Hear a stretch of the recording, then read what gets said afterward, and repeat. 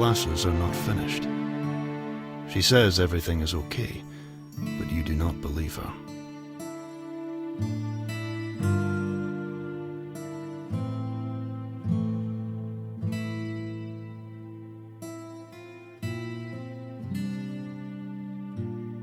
It's her appearance that gives her away. She is normally so perfect, but her hair is out of place, her dress loose, her makeup faded.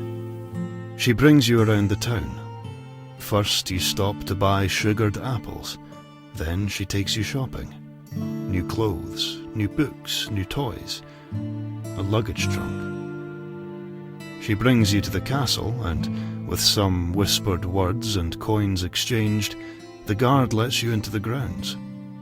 You go to the pond and throw bread and watch fish pop their heads up to steal from the ducks.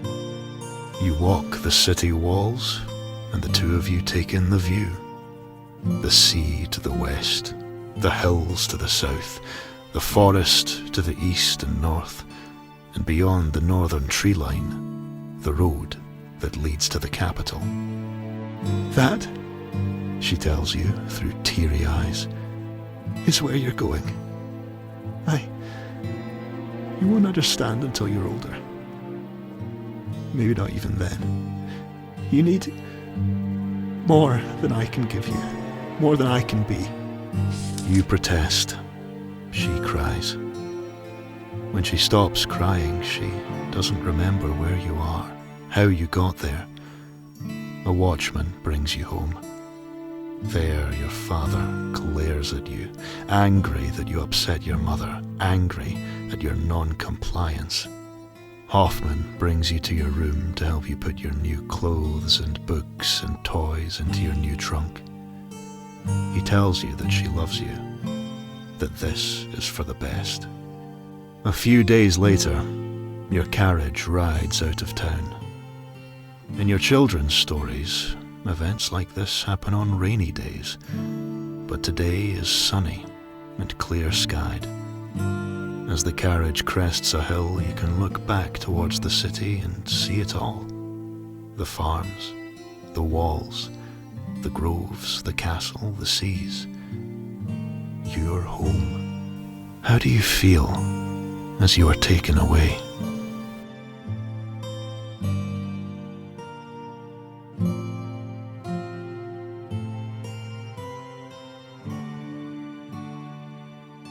I don't understand what I did wrong for them to send me away like this. I wonder, will I ever understand? 1722. A year has passed, more quickly than you might have expected. Winter's first snow falls lightly outside. You watch from your dorm and reflect on your time here.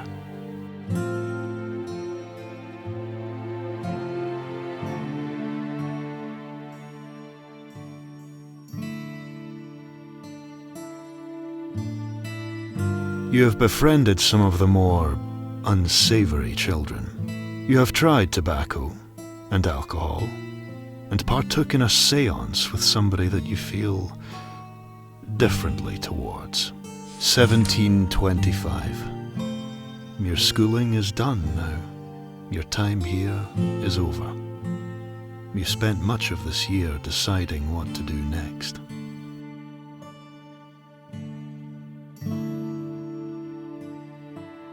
Ultimately, you decided to follow in your father's footsteps and join the military.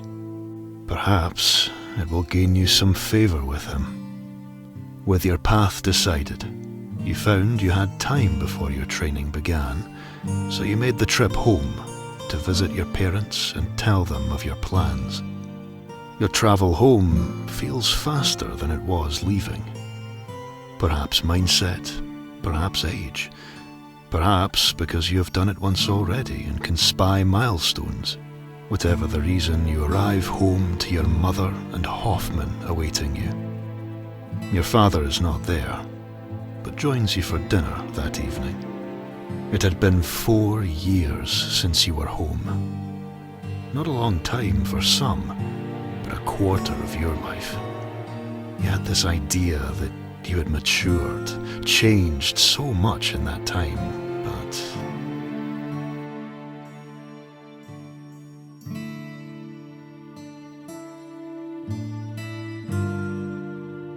you try to wow your old friends with tales of your time away, and it pains you when they don't seem impressed. They have spent these last 4 years roaming the lands here, exploring the forests, climbing the mountains, learning to sail the oceans, free. They don't care about your time locked away in boarding school. In truth, neither do you. Despite this, it is good to be home again, to see your friends and family. You have a good summer. As you leave for your new training, you wonder how long until you come home next, and how you will have changed by then. 1727. You are nearly 2 years into your training now, and it goes largely as expected. You miss home, but the pangs grow less as time passes. You are woken late one night and told to gather your things. You have been given an assignment. The training barracks is alive with people packing and being assigned equipment. Something is happening. You are placed in a new squadron, who are told they are to protect an ambassador. You are to rendezvous with them in a nearby town and ride with them out of the country. It is only once you are out of the country that you hear of the war. A lich, a powerful undead sorcerer, has begun raising the dead and marches on the capital. So far, its armies show no sign of moving out of Ralston, but Venetian and Habsburg forces are amassing on their respective borders to repel anything that tries to cross them. You request reassignment many times over the following year. It is always denied. Eventually, word reaches you that the Lich has been defeated, that its forces collapsed as the final blow was struck. Your father was at that battle, as was your uncle. You learn your uncle was wounded, but is well. Neither man died, though the same cannot be said for thousands of others in the country. You look up the other soldiers you trained with. Most were deployed across the country to help fight back the dead. Very few survived. Those that were not sent were ones like you, from prestigious families. You know you should have been sent to war with them, and like them, you should not have survived. 1729. Your training complete, you land your first post.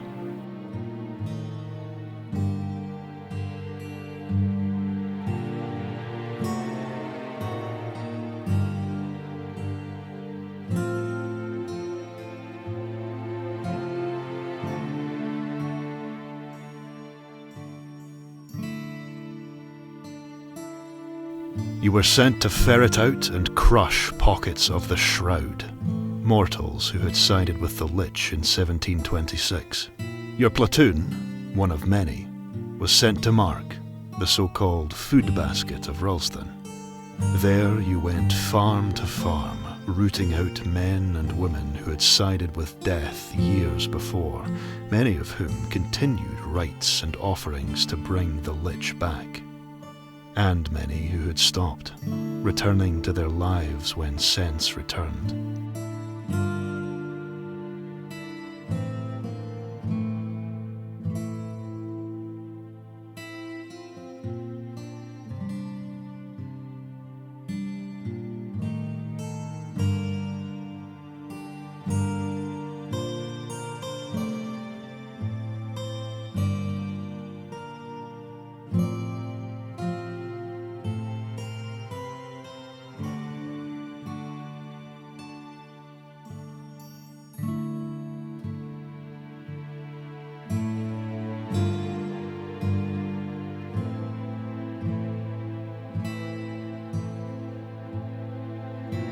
This is not what I signed up for.